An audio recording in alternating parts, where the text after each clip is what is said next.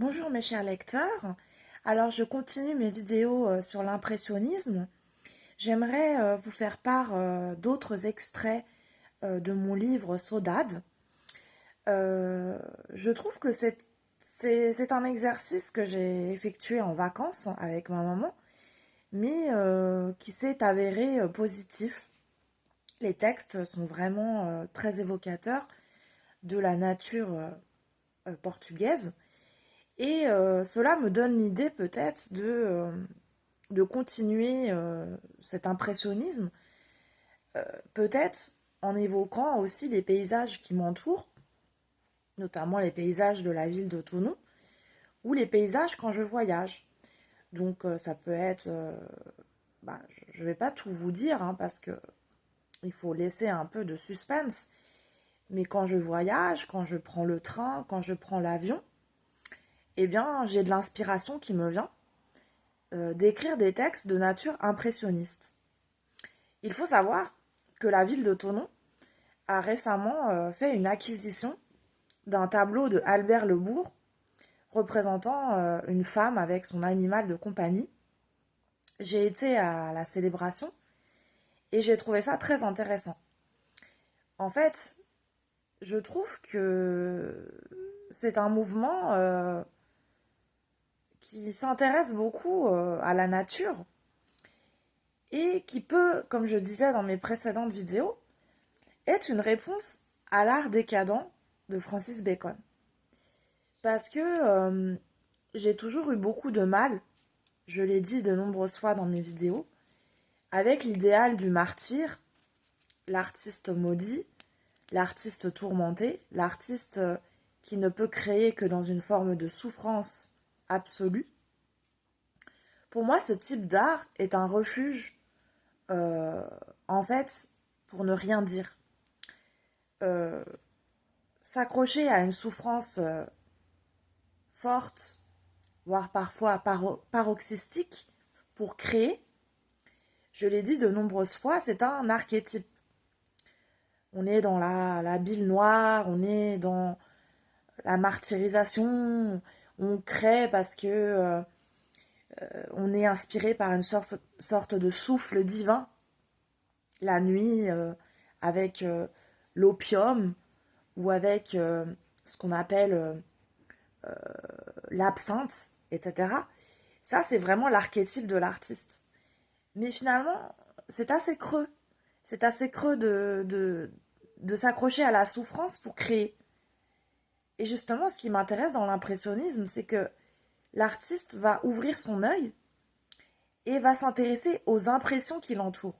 Il va s'intéresser aux petites maisons de pêcheurs, il va s'intéresser aux garçons de café qui répètent ses activités de manière originale. Il va aller dans le détail, il va aller chercher les petits détails que lui offre la vie.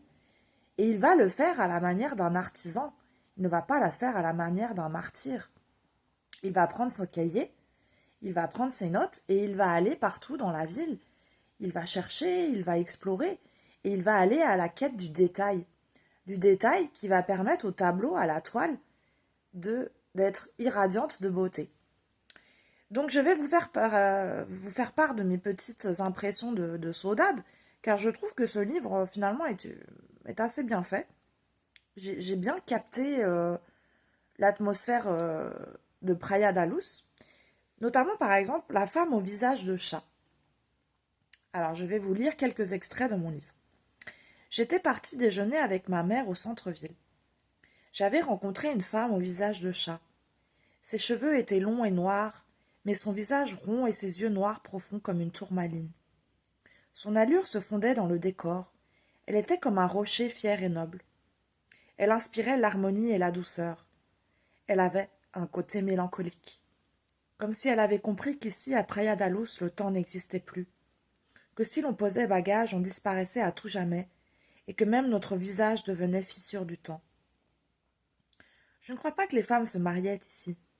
Sans doute devenaient-elles bohémiennes. Elles lisaient l'avenir comme une forme de malédiction. Elles avaient conscience de l'aspect tragique du destin, et avec leur visage de chat semblaient être gardiennes d'un temple millénaire appelé trésor secret. Je pense être femme ici, c'est renoncer peut-être au rêve et se dire que les femmes au visage de chat portent le poids de l'univers dans leur tristesse. Donc là, voilà, on voit une analogie. En fait, on voit une femme qui a un visage grave, que l'autrice compare au chat. Et voilà, donc il y a la comparaison, toujours ce procédé de la métaphore, proche donc de ce que j'expliquais. La métaphorisation permet ensuite une symbolisation et une expression des idées. J'ai quoi d'autre comme texte? Le vendeur de glace. Le vendeur de glace déambulait sur la plage. Ces glaces coûtaient cher, j'avais pourtant cru que le Portugal était un pays pauvre. Sa motivation première semblait être l'arnaque, c'est pourquoi je m'éloignais de lui. J'avançais vers la mer. L'eau était gelée. L'eau froide apaisait mes sens. Le marchand de glace était parti. Finalement, l'eau m'avait presque donné faim. Alors je retournai dans l'eau et dévorais une étoile de mer et quelques oursins violets. Alors voilà, là c'est très intéressant ce petit passage. En fait, on est dans une stylistique où on voit que le vendeur de glace, c'est un peu un arnaqueur, il veut vendre des glaces à la femme qui est pas très riche, quoi. Et elle a faim, elle a froid, elle est dans l'eau, et il y a une chute à la fin. En fait, elle va manger une étoile de mer et des oursins violets. Voilà, donc ça c'est ce qu'on appelle en dramatique scénaristique une chute. Donc le texte au départ est très structuré et à la fin du texte on fait une chute, une ouverture sur un possible, sur un ailleurs. Donc ça c'est aussi un procédé stylistique qui propose un rebondissement à l'intrigue. Est-ce que j'ai d'autres stylistiques? Alors j'essaye de trouver d'autres textes. Alors je vais vous lire. Alors la maison bleue. J'habitais une maison bleue. Les faïences semblaient presque marocaines et délicates. Tout inspirait l'ordre et l'harmonie. Il y avait un petit chat rondouillard qui inspirait la paix et la douceur. La maison rappelait celle de l'artiste Frida Kahlo. Il y avait plein de poissons collés au mur. Des objets loufoques comme des cages à oiseaux, mais sans oiseaux. Il y avait des vases, des tableaux, azur, des coussins. Je crois les habitants de la maison étaient heureux. Peut-être n'avaient-ils pas renoncé à l'espoir. Dans mon cœur, je rêvais d'être englouti par la maison, de devenir mur, devenir faïence, devenir une sorte d'arbre figé par la misère du temps. J'aurais voulu devenir une sorte de chat, rond et insouciant. Mais je crois j'étais plutôt une sorte d'échappée belle, au compte à rebours, qui voulait tuer l'infini. Alors là, pareil, j'utilise toujours le même procédé, la métaphore. Donc, en fait, l'autrice se trouve dans une maison un peu comme de style Frida Kahlo. Et elle dit qu'elle veut devenir la maison. Elle veut s'identifier à la maison, elle veut s'identifier au décor.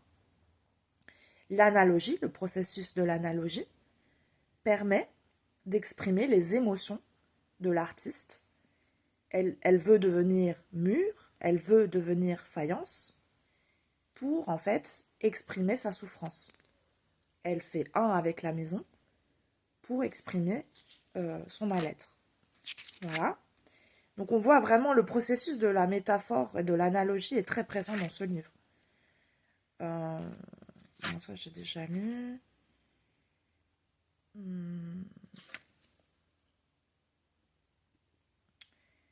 Il y a une analyse des mœurs portugaises aussi. Alors j'essaye de trouver.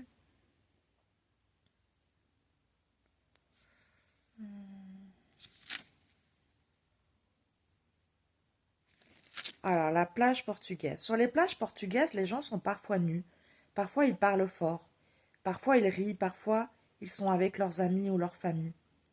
Les femmes au sein à l'air, aux tatouages proéminents, ne semblent pas gênées. Elles sont elles-mêmes. Elles ont résisté aux diktats sociétaux.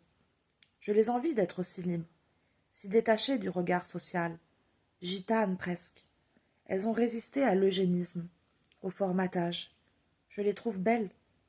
Il faudrait plus de femmes comme elles dans le monde, pour peupler le monde d'authenticité et non de facticité. Amen. Donc là, on voit dans l'identité de l'auteur, l'auteur est un peu sclérosé par les apparences, les normes sociales, et elle voit sur la plage, elle voit les femmes qui sont parfois nues, les seins à l'air, avec des tatouages, qui nourrissent leurs enfants sur la plage, qui sont détachées des conventions.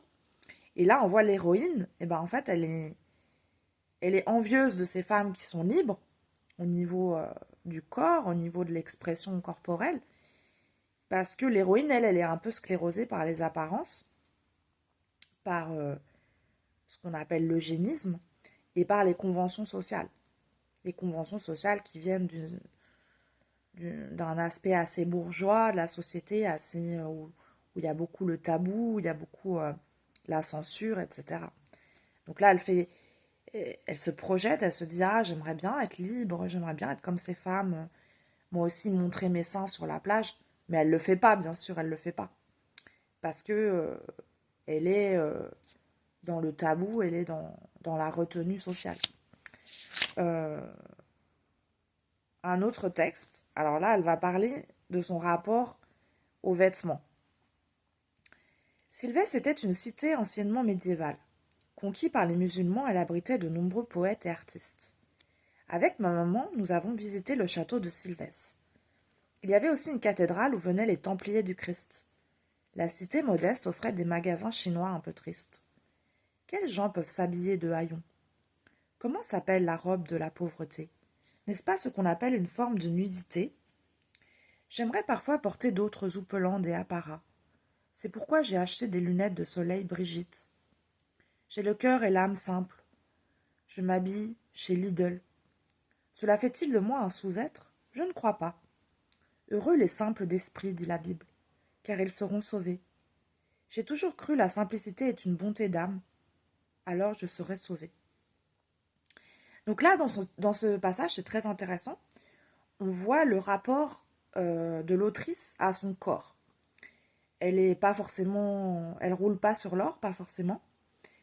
Donc, elle est confrontée à des grandes cathédrales où sont venus les Templiers du Christ, et puis elle voit son environnement autour d'elle, que le Portugal, c'est pas la capitale de Milan, c'est pas la capitale de la mode. Elle voit des magasins chinois un peu tristes. Et là, elle repart sur la mélancolie. Elle se dit, j'aimerais bien parfois porter des jolis vêtements, j'aimerais bien dépasser quelque part la misère de l'artiste. Et elle parle de sa simplicité. Elle dit ses dilemmes, elle dit, dans la Bible, les simples d'esprit, les gens simples, les gens humbles, gagnent le cœur de Dieu. Et c'est pas quelqu'un qui fait semblant. C'est pas quelqu'un dans la rue qui va marcher et qui va dire je mets du Dior, je mets du Chanel. Non, elle est dans une authenticité d'elle-même. Et cette authenticité, c'est à la fois une force, parce que ça confirme sa foi, ça confirme son rapport à Dieu, mais c'est aussi un défaut, parce que comme on vit dans un monde d'apparence, dire je m'habille de manière populaire, je m'habille de manière humble, en fait, ça la discrédite aux yeux de la société. Et en fait, l'autrice trouve son salut dans la culture plus que les apparences. C'est-à-dire que son expertise, on va dire intellectuelle, devient plus important que ce qu'elle porte comme apparat. Son éducation spirituelle et intellectuelle devient son passeport, et non pas les vêtements qu'elle porte, qui sont plutôt humbles. Donc là, on voit la tradition, on va dire, du livre, la tradition du savoir, la tradition de l'érudition, en fait, surpasse les codes sociaux de porter du Chanel, des choses comme ça. Voilà. Donc il y a un dilemme, on voit qu'il y a un dilemme dans le caractère de l'autrice. Elle est d'une culture du savoir, d'une culture de la grande érudition, mais elle est humble dans sa manière de se comporter. Donc ça, c'est très intéressant. Voilà, bah écoutez, je crois que je vous ai tout lu. Allez, un dernier passage. Le saudade portugais est très connu. Il est une sorte de mélancolie portugaise, de tristesse face à la vie, de nostalgie. Il a inspiré les danseuses de fado, les artistes. Je ne crois pas qu'il soit comme la mélancolie des romantiques allemands. Parfois, j'ai l'impression moi aussi d'avoir été touchée par le saudade portugais, de n'être plus qu'un tout entier de souffrance qui ne traverse son identité d'artiste que dans le prisme de la souffrance. Qu'y a-t-il au-delà de la souffrance? Y a-t-il une terre d'accueil? Y a-t-il une famille? Peut-être. Donc là, dans ce passage, ce qui est intéressant, c'est que il y a toujours cet idéal de la souffrance. Hein, on n'en sort jamais. Hein, c'est pas parce que je fais des vidéos sur la souffrance que j'arrive à en sortir. Et en fait, elle dit qu'au-delà de la souffrance, peut-être il existe une famille, peut-être il existe un foyer. Cette notion de maison natale, on retrouve aussi chez Yves Bonnefoy, cette notion de foyer, de terre d'accueil, de terre de sein, de matrice, de générosité. Voilà, il y a la quête d'un ailleurs, il y a la quête d'une terre, ce qu'on pourrait appeler une terre-mère, une terre nourricière. Voilà. Donc voilà, je crois que je vous ai tout dit. Euh, j'aime beaucoup Yves Bonnefoy parce que c'est quelqu'un qui parle beaucoup de la notion de maison natale. Des gens qui peuvent se sentir déracinés dans leur propre maison, qui peuvent se sentir étrangers à eux-mêmes dans leur propre foyer en fait. Donc il y a ces thèmes, il y a les thèmes de rechercher une maison d'accueil, chercher une terre fertile, et cet idéal, toujours, de dépasser la mélancolie, dépasser le saudade, dépasser le romantisme allemand, pour s'incarner. Voilà, il y a une forte notion d'incarnation, de volonté d'être ancré en soi-même, pour dépasser la bile noire. Eh bien, ma vidéo était assez longue, j'espère qu'elle vous a plu, et à bientôt. Merci.